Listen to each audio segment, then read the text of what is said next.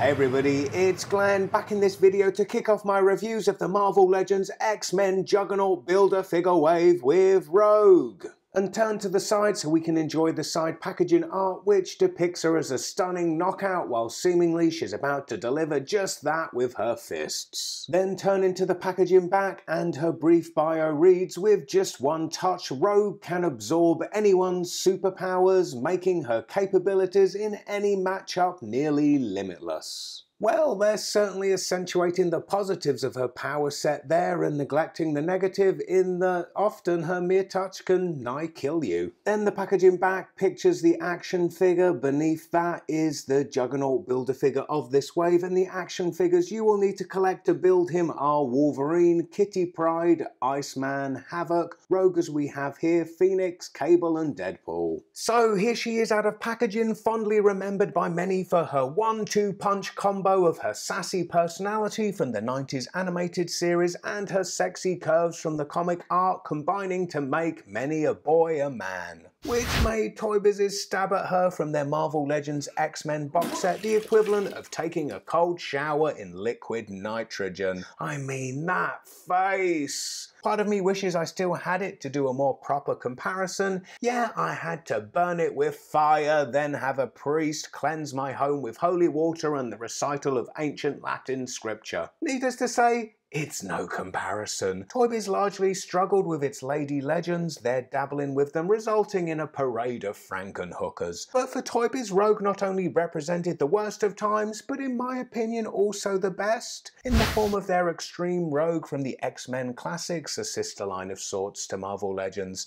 I feel their best effort at a female character. Yet unfortunately it was squandered away on a bit of a forgettable costume from the comics that strayed from the character's signature green. No doubt over these last few years Hasbro have made huge strides and perfected the formula with its Lady Legends, so that bodes well for Rogue's appearance in this line now, and rendered in accordance with Jim Lee's art, a vision which holds for many of us to this day as the classic image of the X-Men. In practice, that design here translates to a nice sunny yellow, which reminds me of custard.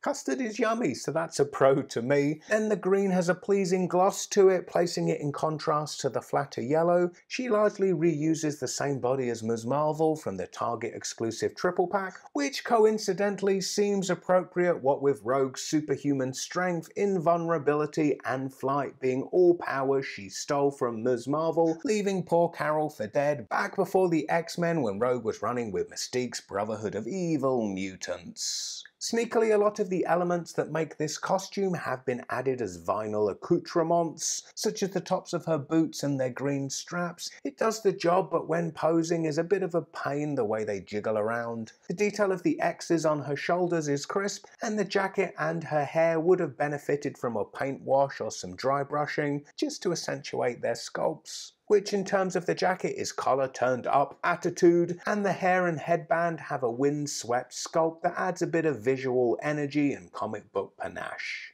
However, I do wish her headband met her hairline. Bothers me in some weird obsessive compulsive way. Reminds me of my closet that no matter how hard I push it closed, always springs open slightly ajar. But hey, I can't hold Rogue responsible for IKEA furniture and my ability, or lack thereof, to assemble it. Take a super close look and plastic on her left ear gets a bit rough around the edges there, but I'm just over the moon that the deco of her eyes depicts her largely staring straight ahead, and well, you saw the pic of Toy Biz's effort, and this wipes the floor with that. Then as we look at articulation, her beautiful mane of hair does inhibit the head rotation side to side, and she's able to look down this much and then look up. No, not really at all. At the shoulder, her arms rotate and then they move up to just slightly more than a right angle to the body. She has rotation at the elbow and essentially a single jointed elbow too. And then at the wrists, her hands rotate and they're also hinge, moving down and also up. No waist rotation, but in lieu of that, she has a rotating diaphragm joint, and then this joint moves